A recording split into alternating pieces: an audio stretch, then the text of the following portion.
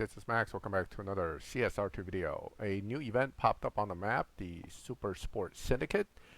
This is another Supersport Syndicate with different brand, this time being McLaren, with the prize car of the Mclaren Speedtail. Now, the Speedtail is actually not a new car, so this is a reward recycled situation where we're given another chance to win what is essentially a car that's already in the game for some time.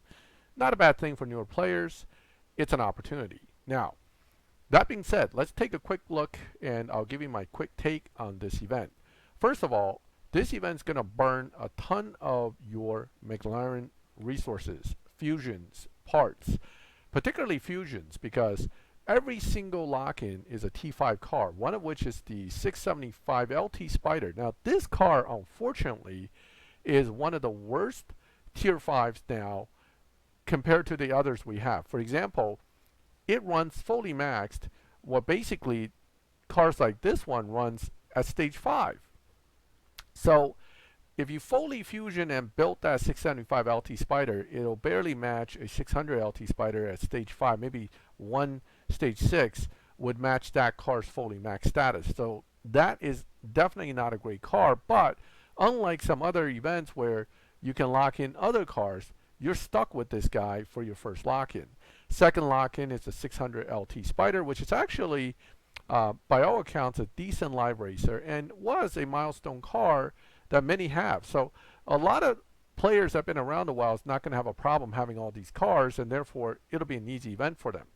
765 LT Spider, another milestone car, but as you can see on my newer free-to-play account, which is not really that new, this thing's 5 years old, I don't build these cars because I haven't needed them for anything.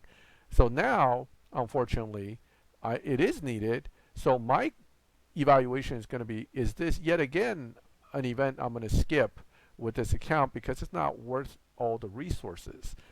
McLaren P1 GTR, popular car, useful? Not really. Hard to drive fully maxed, hard to get the stage 6s, and just, it is used in a few events here and there, but it's really not that useful.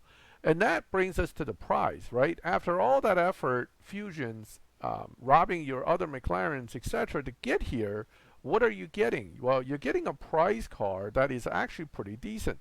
But how many McLaren Speedtails do you currently see in live lobby racing?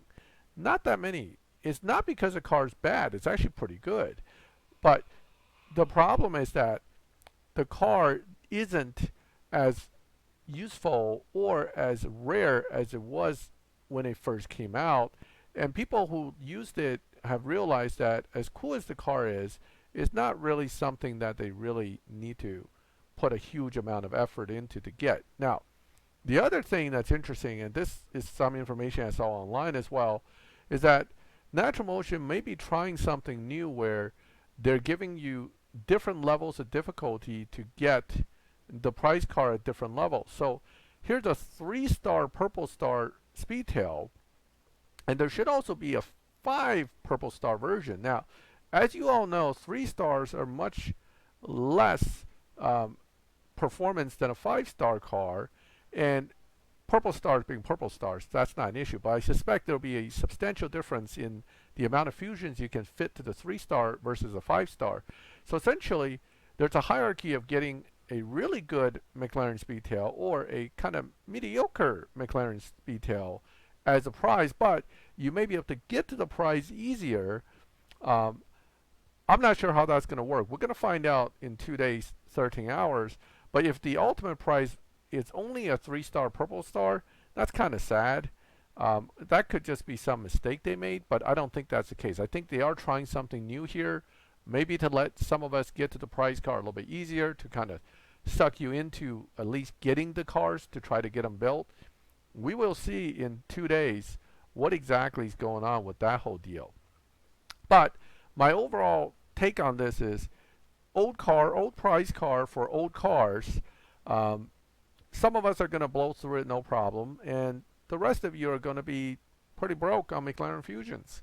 Now, you can get McLaren Fusions through, for example, getting the 570S from the dealership, stripping it, getting it. You can use bronze keys, but to build 4 Tier 5 cars from the ground up with Fusions, you're gonna be broke. I don't, you know, you could be playing this game for years and still go broke over those 4 cars.